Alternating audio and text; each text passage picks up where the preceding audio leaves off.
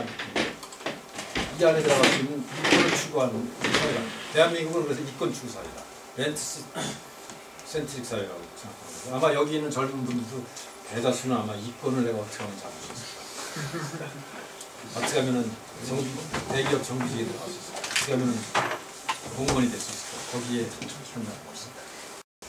현상을 쪼개서 카테고리를 잘 만들면 답이 나오는 수가 있습니다. 그게 바로 학문의 길이죠. 일반 원리를 찾아내는 방법 중에 하나가 클래시피케이션이라는 거예요. 분류하는 거죠. 그래서 여기서 한 가지 참고할 만한 개념이 에코노믹 렌트라고 하는 경제적 개념이 있어요. 렌트라고 하면 임대료인데요. 에코노믹 렌트는 약간 개념이 다릅니다. 정의는 뭐냐면 공급이 제한됨으로써 생기는 초과 이익을 바로 렌트라고, 에코노믹 렌트라고 얘기해요. 경제적 지대라고 얘기하죠. 방법이 여러 가지 있습니다. 아까 말씀드린 다막에 의해서 공급을 통제하면 공급자들이 가격을 올려서 이익을 낼 수 있죠. 허가, 종편 허가를 받으면 이권이 생기면 돈을 벌 수 있죠. 저축은행 허가 받으면 일종의 이익을 낼 수가 있죠. SK텔레콤 독점적인 통신사업자 해갖고 돈을 많이 벌었죠. 부동산, 자기가 땅을 샀는데 그 옆에 잠실역이 생겼어. 돈 많이 벌잖아요. 근데 잠실역 옆에다가 100층짜리 빌딩을 졌어. 공항까지 틀어버리고. 그럼 엄청나게 돈 벌잖아요. 모든 부동산은 초과 공급이 안 되기 때문에 렌트가 발생합니다. 엄청난 렌트가 발생하죠. 협상력, 현대차 노조가 야 너희들 우리 월급 안 올려주면 파업할래. 그럼 협상력이 생기잖아요. 그럼 그런 것 때문에 할 수 없이 임금을 올려주면 그게 바로 에코노믹 렌트입니다. 공급이 안 됩니다. 왜냐면 노조가 한꺼번에 생산을 중단하면 공급이 안 되잖아요. 이런 식으로 공급을 제한함으로써 생기는 이득이 바로 에코노믹 렌트입니다.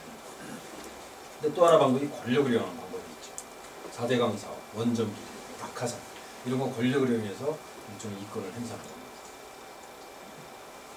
또 하나 방법이 혁신이 있죠. 강남 스타일이라는 거는 초과 공급이 안 되잖아요. 그러니까 거기서 이권이 많이 이득이 많이 생깁니다. 갤럭시 노트 굉장히 훌륭한 제품을 만들었기 때문에 똑같은 제품이 나오지 않으니까 거기서 마진을 높게 붙여도 이익을 낼 수 있는 거죠. 그게 바로 그것도 역시 이코노믹 렌트입니다. 그래서 돈을 벌려면 이코노믹 렌트를 추구해야 되는데 혁신을 통한 이코노믹 렌트가 블루오션, 그 다음에 이런 이권을 이용한 것이 블랙오션, 권력을 이용한 것이 그레이오션이라고 할 수 있겠습니다. 공공경제에도 이렇게 있죠. 그래서 이제 네 가지 분류하는 방법을 조금 더 설명해 준 거고요. 제가 아까 말씀드렸는데 혁신경제가 많이 GDP를 증가시키고 일자리를 늘릴 수 있다. 이렇게 말씀드린 걸 좀 설명해 드릴게요. 모든 상품은 벤처기에 그 공급이 적다가 성장기에서 공급이 늘어났다가 성숙기에서 완만이 되다가 쇠퇴기에 줄어듭니다. 1980년대, 70년대 말에 PC가 생겼다가 80년대 286, 386, 486 이 펜티엄으로 늘어나서 급격하게 증가하다가 2000년대 들어와서 스마트폰 때문에 이제 PC가 거의 쇠퇴하고 있죠. 그 엄청난 데일 컴퓨터가 상장이 폐지됐습니다. 이런 현상은 굉장히 많이 일어나죠. 옛날에 뭐 타이프라이터가 IBM이 만들어갖고 엄청나게 떴지만 1980년대 다 없어졌죠. 백열전구를 에디슨이 만들어갖고 폭발적인 성공을 했지만 이제 거의 없어지고 있습니다. 거의 모든 상품이 이런 경로를 걷습니다. 그랬을 때 초기에 물건이 생겼을 때 원가가 비쌉니다. 노동이 많이 투입되죠. 그러다가 대량 생산되고 기술이 발전하고 학습이 되면서 점점 떨어진다고. 그러면 거기 종사하는 사람들의 인건비가 올라갑니다. 당연하겠죠. 그래서 오로지 그 성장기, 벤처기 아닌 성장기만이 실질 임금이 상승하는 구간이에요. 바로 이 벤처기와 성장기가 혁신경제입니다. 성숙기, 쇠퇴기가 바로 이 성숙기와 쇠퇴기에서 공급자가 많은 것이 경쟁경제입니다. 레드오션. 근데 이 어떤 이유 때문에 공급자가 굉장히 작을 경우에 그게 바로 이권경제가 되는 거죠. 그러니까 경쟁경제나 이권경제에서는 별로 실질 임금이 상승하지 않습니다. 실질 임금 상승이 곧 GDP의 증가입니다. 일자리의 증가입니다. 그래서 혁신경제가 얼마나 중요한지를 다시 한번 설명드리겠습니다. 그래서 제가 이제 그건 좀 아까 설명드린 건 일종의 가설인 모델입니다. 하이포테시스라고 하는 거죠. 그거를 증명하려면 실제 그 데이터하고 통계 데이터하고 분석을 해봐야 되는데, 그래서 제가 이 경제, 혁신 경제, 이권 경제, 공공 경제를 그 경제 통계로 한번 분석해봤어요. 한국은행에서 매년 발표하는 5년 만에 한 번씩 발표하는 산업 연관표라고 있어요. 그거 보고 그다음에 국민 계정이라고 있어요. 내셔널 어카운트. 거기에 보면은 각 업종별로 부가가치와 그다음에 인건비가와 그 종사자가 얼마나 나오는지를 분석할 수 있습니다. 그래서 그거 갖고 분석을 제가 해본 건데요. 예를 들면 일반적으로 산업 분류할 때 1차 산업, 2차 산업, 3차 산업 분류하잖아요. 2차 산업은 제조업이죠. 1차 산업은 농업광업이고 3차 산업은 서비스업인데, 그 산업연관표도 그렇고 국민계정도 다 그렇게 돼 있습니다. 근데 제가 이제 그걸 다시 재분류한 거죠. 예를 들면 제조업을 소비재 제조업과 기초소재업과 조립가공업이 성격이 다른 거예요. 다르게 분류해야 되는 거예요. 그래서 조립가공업, 그러니까 삼성전자나 현대차는 혁신경제에 속하고, 중소제조업은 이거는 경쟁경제에 속한다고 합니다. 그런 식으로 이제 재분류를 한 거죠. 서비스업도, 그래서 금융업 같은 경우는 이제 이권경제에 가깝고, 도소매업은 경쟁경제에 가까운 거죠. 키 높이를 보시면 상당히 큰 차이가 있다는 걸 볼 수 있는데, 경쟁경제는 이게 다 맞습니다. 이건 뭐냐면 여기서 또 높이는 1인당 자본, 1인당 부가가치입니다. 1년 생산하고. 그리고 파란색은 1인당 인건비입니다. 높이가. 보면은 경쟁경제 종사하는 사람들은 1인당 인건비가 굉장히 작다는 걸 알 수 있죠. 2천만 원, 3천만 원 이렇게 되지 않습니다. 그 다음에 1인당 그 부가가치도 크지 않죠. 그러다 보니까 자본 이익은 상당히 작습니다. 근데 혁신경제 같은 경우는 인건비가 제법 높죠. 이권경제는 더 높습니다. 사실은 이게 높이가 한참 올라가는데요. 이런 데서는. 어쨌든 분류가 나름대로 의미가 있다는 걸 볼 수 있는데요. 여기서 이제 안타까운 게 바로 음식 숙박업이나 도소매업, 종사하는 분들. 이렇게 1인당 생산하는 부가가치가 워낙 낮기 때문에 인건비를 올릴 수가 없는 거예요. 근데 이 폭이 중요합니다. 폭은 종사하는 사람들의 숫자입니다. 그러니까 이 면적이 바로 GDP가 되겠죠. 부가가치. 근데 이 경쟁경제 종사하는 사람이 약 62%. 이걸 이제 합해보면 경쟁경제가 61%, 혁신경제 12%, 이권경제 7%, 공공경제 19%가 종사합니다. 이건 제가 나름대로 분석한 거기 때문에 오차는 있을 거예요. 그렇지만 큰 문제는 없습니다. 근데 보면은 여기서 혁신경제는 183조 원, 이 당시 총 GDP가 한 1100조, 2010년도인데요. 1100조 정도 되는데, 그 중에서 인건비를 이제 이렇게 부담되고, 나머지가 이제 자본잉여라는 건데, 자본잉여라는 거는 중요한데요. 인건비가 약 한 50%가 인건비로 나가고요. 나머지는 임대료 나가야 되죠. 이자 나가야 되죠. 그다음에 시소 투자하기 위해서 감가상각 나가야 되죠. 지대 나가야 되죠. 그래서 자본잉여라는 게 꼭 필요한 겁니다. 재생산을 위해서 필요한 거죠. 근데 어쨌든 이 표를 보면 우리가 또 알 수 있는 게, GDP를 감소시키는 이권경제가 가져가는 자본잉여가 너무 많구나. 이게 거의 다 상당 부분이 부당이익이라고 보시면 됩니다. 여러분들 영화 부당거래라는 영화 보셨죠? 그거 보고 분노하셨죠? 이 표 보고 분노하셔야 됩니다. 212조 중에 약 55조가 바로 담합이 위한 거고요. 상당히 많은 부분이 부동산에 있죠. 부동산을 갖고 있어서 생긴 렌트. 그 다음에 183조 중에 상당 부분은 삼성전자와 현대차가 만들어요. 근데 우리나라 경제 문제가 뭐냐? 가장 심각한 문제는 바로 이 경쟁경제에 종사하는 사람들의 숫자가 너무 많고 이 사람들의 인건비가 너무 작다는 거예요.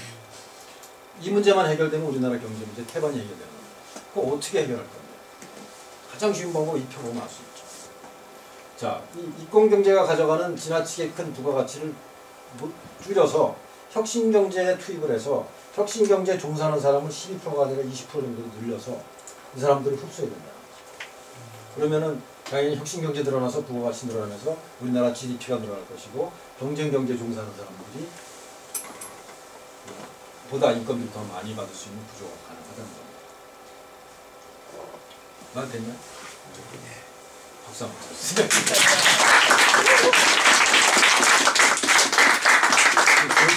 정신분 계실까봐 박수 한번 주세요. 그래서 이거를 제가 한번 다른 그림으로 그려봤어요. 그러니까 소득 분위별로 쭉 제가 분석을 해봤는데요. 여러분들 뭐 소득이 낮은 데부터 높은 데까지 이렇게 분류하는 표는 경제에 관심 있는 분들은 보셨을 텐데, 가계소득 기준으로 보면 아주 쉽게 기억할 수 있는 방법이 있습니다. 가장 소득이 작은 집단이 월소득이 120만 원입니다. 우리나라 지금. 그 다음이 240만 원입니다. 한 달. 그 다음에 360만 원입니다. 약간 오차입니다. 제가 단순화시킨 거예요. 그 다음에 480만 원. 아주 쉽죠, 기억하기. 120, 240, 360, 480. 아주 쉽죠. 4배. 1, 2, 3, 400이 올라와요. 이게 700만 원입니다. 어쨌든 굉장히 그 소득 격차가 크다는 걸 알 수 있는데요. 그걸 제가 경제 분야로 나눠봤어요. 그러니까 여기서 보면은 이 혁신경제 종사하는 사람들은 대개 이 위에 있습니다. 이권경제에 있는 사람들은 제일 꼭대기에 있습니다. 아까 월급 많은 거 보셨죠? 공공경제도 중간부터 위에 있습니다. 공공경제도 약간 저임도 있죠. 혁신경제도 약간 단순 노동하시는 분도 있지만 그래도 살만합니다. 근데 문제는 이 60%에 해당하는 요소경제 종사하는 사람들이 너무나 조금 가져가고 있다는 문제죠. 자, 이 문제를 이제 어떻게 해결할 것인가. 그리고 왜 이런 현상이 나타나는가. 그것이 이제 오늘의 중요한 주제입니다. 그래서 제가 이런 문제를 설명하기 위해서 경제학적인, 사회학적인 모델을 하나 만들어봤어요. 계급이거든요. 계급과 이데올로기의 관계, 계층과 이데올로기의 관계라는 제가 새로 만든 모델입니다. 여러분들 인도 사회 아시죠? 브라만, 바이샤, kshatriya, 수드라, 파리아 이렇게 5개 계층으로 나눠져 있습니다. 로마 시대도 이렇게 5개 계층이 있었어요. 그래서 제가 G1 이권 장악 집단, G2 이권 비유 집단, G3 이권 추종 집단, 친목 대중 집단, 극빈수요 집단이라고 나눠봤는데, 이게 저는 동서고금 어느 나라에서나 생기는 현상이다. 일반 현상. 제가 일반 원리를 좋아한다고 했죠. 일반 현상이라고 생각합니다. 여러분들 성경책 많이 읽으시는 분들 와닿을 것 같아서 제가 써봤는데, 빌라도 아시죠? 빌라도. 헤로데 아시죠? 세리대에서 죽인 사람. 백인대장 아시죠? 이 사람들이 G1에 속합니다. 사두개파라고 나오죠. 제사장 나오죠. 이 사람들이 G2와 G3죠. 바리사이파 나오죠. 이 사람들이 G3입니다. 기득권층이죠. 로마의 식민 지배에 협조하는 사람. 농장에 있는 사람, 가축 소유자, 목자, 어부, 세리, 일꾼, 이 사람들이 예수의 제자들입니다. 예수가 스스로 건축 노동자죠. 여기에 속했습니다. 침묵대중 집단. 그리고 예수가 가장 어여삐 여겼던 사람들이 과부, 나병 환자, 아이들 이런 사람들이죠. G5 집단. 이렇게 나눠져 있었죠. 그리고 이런 사회는 항상 이데올로기도 있어요. 이런 계층 구조를 정당화하는 이론들이 있어요. 그것이 이제 힌두교, 불교, 로마에서는 로마 신화와 기독교. 그 다음에 예수 시대는 유대교였죠. 그래서 예수가 항상 바리사이파하고 이렇게 논쟁을 하잖아요. 율법이죠. 옛날 율법. 어느 나라도 몽고인, 생목인, 고려인이 꽤 높았어요. 그 다음에 한인도 둘로 분리했습니다. 남인이라고 했죠. 일본도 다이묘, 사인, 사무라이. 근데 이 사무라이가 중요한데요. 한 15% 정도, 10 내지 10% 내외에 있어요. 사농공상으로 되어 있죠. 이렇게 계층을 하고 불합군이라고 있어요. 불합군인이라고 있습니다. 천민 집단이 있었죠. 이상하게 5개를 이루어져 있어요. 히틀러 일파가 있고 장군 제국이 있고 나치 당원이 약 10%였습니다. 그다음에 독일의 평민이 있었고 유대인과 공산당원이 압박받는 사람이었죠. 이상하게 5 집단으로 되어 있어요. 마르크스는 집단을 자본가와 부르주아, 뿌띠부르주아, 플로레타리아, 극빈층으로 분리했습니다. 5개로 되어 있어요. 스탈린 측근과 관료 집단, 공산당원이 약 10%였습니다. 그 다음에 유태인과 반공인들하고 있죠. 조선시대에도 보면 왕족과 집권분단과 양반이 약 10%였어요. 그 다음에 서인 주민이 있었고 노비들이 한 30~40%까지 갔었죠. 노비나 머슴, 백정 이런 백정 같은 사람은 소나 부복에 살고 있죠. 북한이 지금 김일성 일가에 있고 당군관이 있고 공산당원이 약 10%입니다. 그 다음에 지주 출신 정치범 있죠. 이 국빈소위 집단이 왜 존재하는지, 이거는 왜 존재하냐면 모든 이데올로기가 G4에 있는 사람들한테 위협의 수단으로 씁니다. 너희들 이 체제에 순응하지 않으면 넌 G5로 떨어질 수 있으니까 잘해라. 이렇게 쓰잖아요. 정치범과 지주 출신. 그 다음에 이 G4 입장에서는 G5의 존재가 위안이자 위협. 그래서 G5가 필요한 거죠. 주체사상이라는 게 그래서 필요한 거죠. 한국도 비슷한 구조가 됩니다. 그래서 이런 모든 계층, 5개 계층으로를 제가 설명을 했더니 우리나라의 아주 저명한 사회학자분이 야, 그거 굉장히 독창적이고 세계 유명한 사회학자도 하지 않은 굉장히 좋은 이론이다. 이렇게 칭찬받은 이론입니다. 여러분들도 뭐 앞으로 잘 보세요. 이 이론이 어떻게 생겼는지. 그래서 이제 제가 그런 모든 5개의 계층이 인류 역사에 일종의 내시 평형 상태로 부조리한 이권 평형 상태가 유지되고 있는 겁니다. 인류 역사의 문명이라는 건, 문명의 역사는 바로 계층 분화의 역사예요. 문명이 생기기 전, 문자가 생기기 전까지는 이런 계층이 없었습니다. 그래서 인류의 문명이라는 건 바로 계층 분화의 역사고 거기에 항상 이데올로기가 있습니다. 그래서 이데올로기란 이념이라고 하죠. 특정 집단이 자신의 이익을 정당하기 위해서 만들어서 전파하는 단순화된 논리로 과학을 가장한 선전체계다. 어떤 사람들은 이데올로기 혹은 이념에 대해서 굉장히 중요하게 생각해요. 인류 역사의 대부분 사람들은 나는 이념을 위해서 목숨을 걸었어. 이념은 최고야. 중요한 거야. 지상의 가치야. 이렇게 살았어요. 우리 1980년대 학생운동 하던 사람들 대부분은 나는 이념을 위해서 목숨을 걸겠어요. 한 사람들 많습니다. 근데 저는 이렇게 선양은 과학을 가장한 선전체계야. 특정 집단의 이익을 위해서 만들어서 전파하는 거야. 이렇게 해석하는 게 저는 훨씬 더 과학적이라고 생각합니다. 그래서 5G 플러스 I라고 설명하는 거죠. 그래서 이런 이제 기초적인 모델을 가지고 제가 2가지 모델을 말씀드렸어요. 4개를 경제를 4개로 나눈다. 집단을 5개로 나눈다. 그런 걸 가지고 이제 우리 사회를 좀 분석해 보겠습니다. 저는 한국을 규정하는 몇 가지 단어가 있는데 그 중에 하나가 이권 추구 사회라고 규정합니다. 렌트 센트리가 상위 1% 소득의 변화가 상당히 컸어요. 특히 1997년부터 2008년 사이에 7%에서 13%까지 증가합니다. 이게 상당히 중요한 문제가 있죠. 미국은 1980년도부터 급격하게 증가합니다. 더 중요한 것 중에 하나는 상위 10%의 소득 비중입니다. 1995년도에 상위 10%의 소득이 29%였는데 이게 2010년도에 44%까지 증가합니다. 굉장히 중요한 거죠.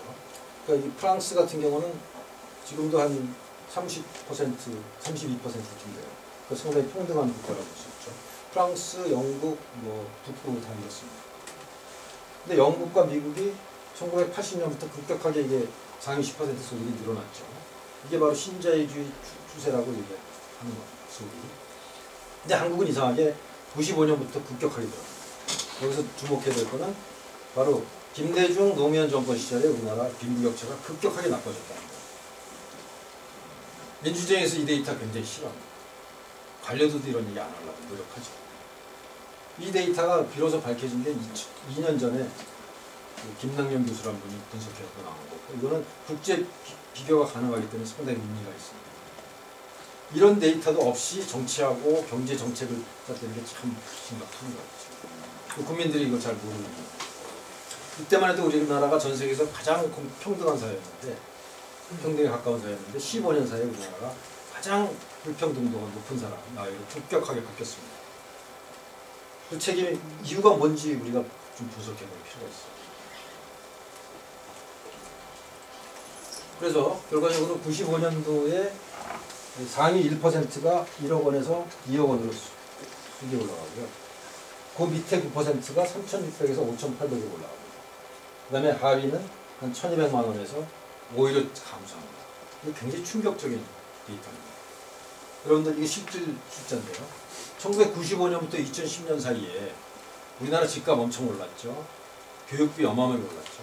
통신비 많이 올랐죠. 기름값 올랐잖아요. 생활비는 그렇게 많이 올랐는데 소득은 떨어진 거예요. 하위 90%. 그러니까 우리가 피부로 느끼는 굉장히 어려운 서민의 고통이 바로 드러나는데 이 통계도 진짜 안타깝게도 최근에 나온 거죠.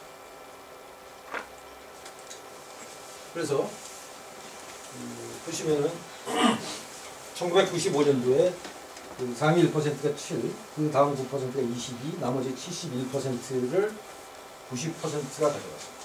여기서 기준은 20세 이상의 성인을 다 카운트한 거예요. 그러니까 뭐 노인도 계시고 학생도 있고 군인 간 사람도 있고 뭐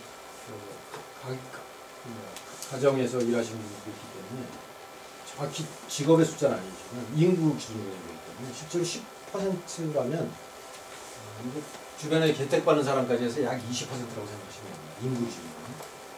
근데 국제적으로 이런 식으로 통계를 내기 때문에 이제 국제 비교가 가능한 건데 보시면 스웨덴하고 거의 비슷했어요. 1995년도에. 7%, 22%, 7%, 22%죠.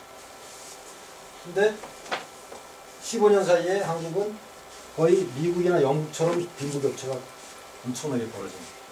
급격하게 사회가 변한 겁니다. 민주진영이 선거에서 실패하는 결정적인 이유가 이렇게 사회가 변화하는데 정권을 담당했으면서 반성은커녕 이런 걸 알지도 못한다는 거죠. 그리고 이상하다. 왜 나이 들고 뭐 가난한 사람들이 왜 박근혜를 찍지? 이런 헛소리를 하고 있는 거예요. 이런 데이터도 안 돼요. 결과적으로 90%의 사람들이 71%를 나눠갔다가 56%를 나눠가졌고 이 숫자는 전 세계에서 가장 낮습니다. 빈부격차가 가장 큰 미국과 비슷하다는 거죠. 근데 미국은 상위 1%가 17%를 가져가잖아요. 근데 이 부분의 상당 부분, 제가 보기엔 반 이상이 혁신경제에서 나온 거기 때문에 오히려 국가경제에 도움되는 일을 하는 사람들이 가져가는 겁니다. 빌 게이츠나 스티브 잡스나 이런 사람들이 가져가는 거예요. 그 주변에 있는 사람들. 근데 한국의 12%는 과연 혁신경제 가져가는 사람이 몇 명이나 될까요? 대부분이 이권경제가 가져가는 거죠. 그러니까 어쩌면 미국보다 더 심각한 나라라고 생각할 수도 있다는 거예요. 그래서 다시 이제 아까 설탕 모델 이거 다시 돌아가보면 바로 이 1,600억 원을 가져가는 사람들이 이권 장학 집단 지원 0.1%라는 거예요. 그 다음에 이 사람들한테 협조해갖고 400억 원을 가져가는 사람들 이권 기호 집단 G2가 존재한다는 거죠. 이 사람들이 약 1%입니다. 그럼 G3는 뭐냐? G1과 G2의 약간의 혜택을 받으면서 그 사람들을 추종하는 집단, 이데올로기의 포획당해서 이 사람들을 비호하는 집단이 약 10%가 어느 사회나 존재한다는 거죠. 왜냐하면 1%만 갖고는 100%를 통제하기 어렵습니다. 그래서 주변에 자기 측근을 만들어가는 게 약 10%라고. 그게 왜 10%인가? 그걸 제가 설명드리겠습니다. 계산해 보니까 약 1%더라고요. 이권 기업단이 400억 원을 4천만 원씩 나눠보면 1,000명인데 220건이면 22만 원이 취업자의 1%입니다. 어쨌든 부당 이득을 얻을 수 있는 거죠. 조금이나마.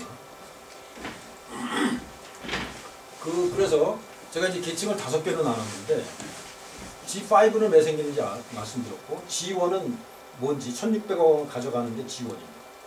G2도 아셨죠? 그 측근. G3의 존재를 설명하기가 어렵기 때문에 그걸 설명하기 위해서 이제 최소 승리 연합이라는 걸 설명하는데요. 이게 정치학에 나온 개념인데 미니멈 위닝 코эл리션. 뭔가 전쟁을 하거나 뭔가 집단 간의 어떤 힘의 권력 싸움에서 이기려면 숫자가 너무 작으면 안 되죠. 근데 숫자가 너무 많으면 전리품을 나눠가는 게 너무 작아져요. 그래갖고 어느 정도는 돼야 되는데 그게 약 10%라는 거예요. 그래서 일본의 사무라이의 숫자가 약 10%입니다. 북한의 공산당원의 숫자가 약 10%입니다. 중세시대 기사의 숫자가 약 10%였습니다. 히틀러 시대 나치당원이 10%입니다. 소련의 공산당원 숫자가 약 10%보다 너무 근데 이게 점점 늘어나는 경향이었어요. 조선 초기에는 5%다가 조선 후기로 가면서 10 내지 15%로 막 늘어나고 그게 바로 이권 집단의 누적 현상이라고. 이권 집단은 생기면 점점 잘 안 없어지는 현상이 있습니다. 그래서 조선시대가 점점 조선시대 후기로 갈수록 양반의 숫자가 늘어나고 천민의 숫자도 늘어나는데 그 이유는 양반은 군대 가지 않고 세금도 내지 않았습니다. 그다음에 노비도 세금을 내지 않았어요. 그러니까 이권 집단은 늘어나고 세금 내는 집단은 줄어드니까 나라가 골병들어서 망하는데 그걸 통제할 수 있는 방법이 없어요. 이것을 이제 과학적으로 엄밀하게 증명하신 분이 바로 낸시 올슨이라는 분이 1965년도에 집단행동의 논리라는 걸 썼고 82년도에 국가혁명을 썼는데 98년도에 지배권력과 경제번영이라는 책을 쓰신 겁니다. 저는 개인적으로 이분이 가장 위대한 경제학자라고 생각합니다. 사회학자면서. 어쨌든 제가 이분의 이론을 상당히 많이 활용하고 있습니다. 이분이 생각하는 굉장히 중요한 원리 중에 하나는 이권 집단은 아까 그런 소수의 이권 집단은 뭉치기가 쉽고 일단 생기면 안 없어진다. 근데 다수의 이권 집단은 생기는데 상당히 오래 시간이 걸립니다. 예를 들면 산업혁명이 생긴 지 100년이 지나서야 비로소 노동조합이 생겼습니다. 근데 일단 그런 이권 집단이 생기면 안 없어지기 때문에 계속 누적됩니다. 그래서 역사라는 것은 처음에 소수의 이권 집단이 왕조가 바뀌면 소수의 이권 집단이 있다가 점점 늘어나서 늘어나면 이권을 갖고 먹고 사는 사람들이 점점 많아지기 때문에 문제가 되고요. 그 다음에 이제 이런 이권 집단이 점점 늘어나는 경향이 있다는 거죠. 그러면 결국은 침묵하는 대중 집단이 점점 더 고통을 받게 되고 그러면 사회는 점점 경직되고 계층은 고착화되고 경제는 후퇴하고 갈등은 증가하고 결국은 국가가 멸망하는데 이 국가를 멸망을 막을 수 있는 방법이 없다는 거예요. 그래서 예를 들면 그 막강하던 송나라가 누구한테 망했습니까? 아주 하찮은 거란족과 몽고족이 그냥 망하잖아요. 그리고 원나라도 한 200년도 안 돼갖고 그 세계의 제국을 건설했던 징기스칸의 원나라가 불과 명나라 군대 누구죠? 이자손인가요? 그 시골 깡패 출신 주원장이죠. 시골 깡패 출신 주원장 군대한테 바로 몰락하잖아요.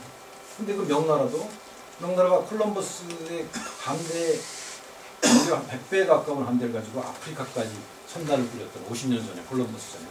그런 어마어마한 경제력과 그 기술력을 갖고 있던 나라가 명나라 군대 10만 명한테 그대로 몰락하지 않습니까? 왜 그런 현상이 나타날까? 그게 바로 이런 현상이에요.